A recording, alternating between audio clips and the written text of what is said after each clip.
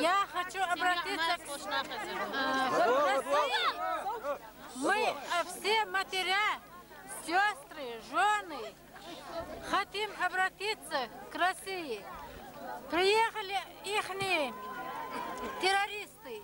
Они называют наших террористами, наши не террористы.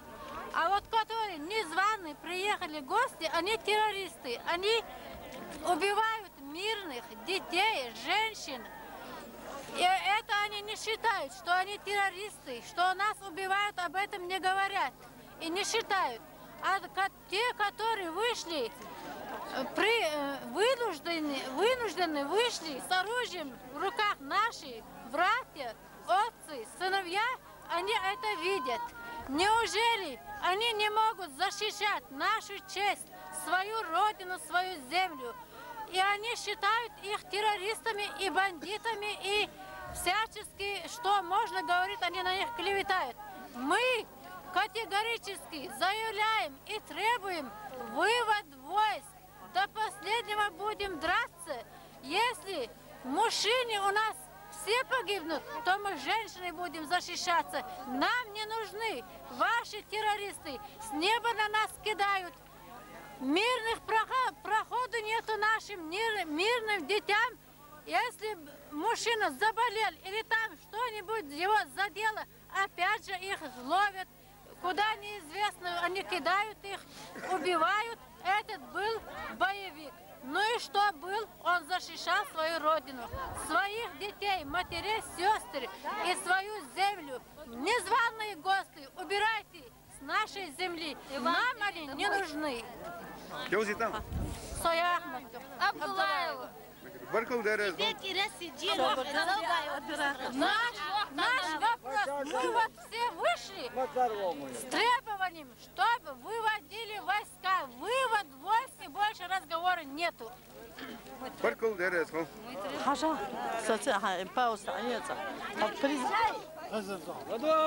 Мы, матери Чеченской Республики Ичкерия, обращаемся к мировому сообществу. В этот трагический момент для чеченского народа мы решили обратиться ко всем, кому не безразлична судьба всех народов мира, не только чеченского. Мы, как матери Чеченской Республики Ичкерия, будем стоять и защищать интересы своего народа до конца победного дня. Мы не скрываем, что чеченка, как мать, она несравнима, потому что у нее больше чувства материнства, чем, например, матерей ребят военных, которые гибнут здесь, в Чечне.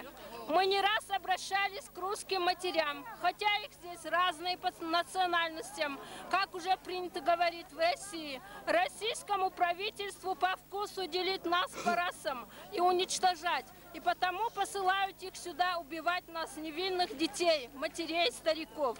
Несмотря на то, что гибнут 1000 российских ребят, не зная за что. В России, оказывается, даже и матери лишились чувства материнства. Это очень горько. Вот уже целый год огромная армада российских оккупантов, применяя все виды оружия, это небезызвестно, потому что здесь побывали представители всех стран мира и воочию убедились, что эта война несправедливая. За это должны нести ответственность высшее руководство. Нельзя сегодня не думать, что сорвана жизнь многих и многих, и кто-то должен ответить. Суд должен состояться, и поэтому мы думаем, что журналисты и корреспонденты со всех концов мира, которые несут эту самую важную и нужную службу, это служба народу. Они первые защитники прав народа, и именно они должны раскрывать ложь и обман. Это они истцы. Ни Ельцин, ни Грачев, ни Куликов, ни Сосковец не могут сегодня защитить нас, так как они сами наши враги. Они проливают кровь. Сегодня нет России, и потому мы обращаемся к мировому сообществу. Пока российские войска не будут выведены из территории Чеченской Республики, никакого мира и согласия не может быть. Воюет чеченский народ, а не бандиты и не сепаратисты, как принято говорить российским руководством. Именно народ может определить свою судьбу, и никто не может лишить сегодня этих прав, кроме Всевышнего. Пора понять всем, кому дорог мир на земле, что человек родился на земле свободным, и что он должен быть хозяином своей земли. Пора прислушаться к народу. Это воля народа, это судьба. И никакие чиновники не должны указывать им, как жить. Чеченцы – народ свободолюбивый и гордый. Этот мужественный народ доказал всему миру, что будет отстаивать свою независимость до конца. Мир и мировое сообщество может спасти народ. Россия – это зло. И не потому, что там живут плохие люди. Нет, народ российский должен подняться. Сегодня война в Чечне, а завтра, может быть, и в Москве. Она уже у вашего порога. Очнись, российский народ. Мы обращаемся ко всем военным всех рангов. Не надо страшать чеченцев, так как каждый, кто родился на этой земле, воин. Их рождали не сегодня, а 300 лет. И обучали не сегодня, а 300 лет назад. Нам нет дороги назад. Будьте благоразумны и берегите своих детей, так как нам не нужна ихняя кровь. Заберите своих детей домой, потому что они не обучены. Бесстыдное и безжалостное, бесчувственное руководство России посылают их сюда на гибель. На них нет слов. Нет России, ни Европа, ни Азия, ни Америка, ни Австралия, ни Юг, ни Запад, ни Север, ни Восток не может говорить с Россией на мировом уровне, так как она быдло, как заявил законно избранный президент Чеченской республики Ичкерия Джохар Дудаев.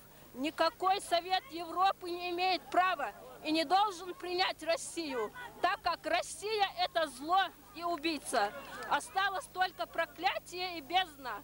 Пора российскому народу понять и осудить, за что льется кровь, и привести к трибуналу зачинщиков этой бойни к международному суду.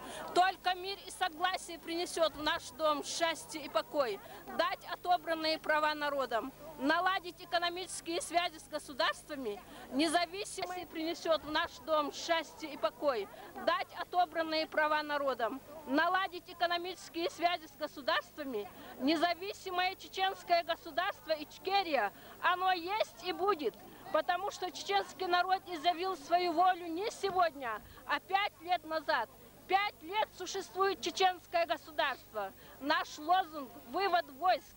Мы хотим мира и дружбы со всеми государствами и странами и наладить отношения с Россией, так как мы не хотим изолироваться от России, а наоборот, укрепить экономические и финансовые связи. Мы никогда не были врагами. Всегда женщины-горянки миролюбивые.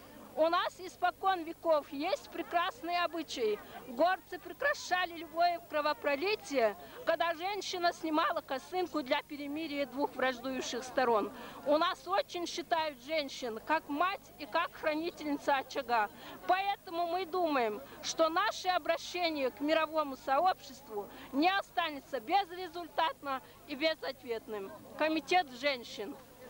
Аллаху Акбар. Так что, Иван, иди давай, а то полно будет.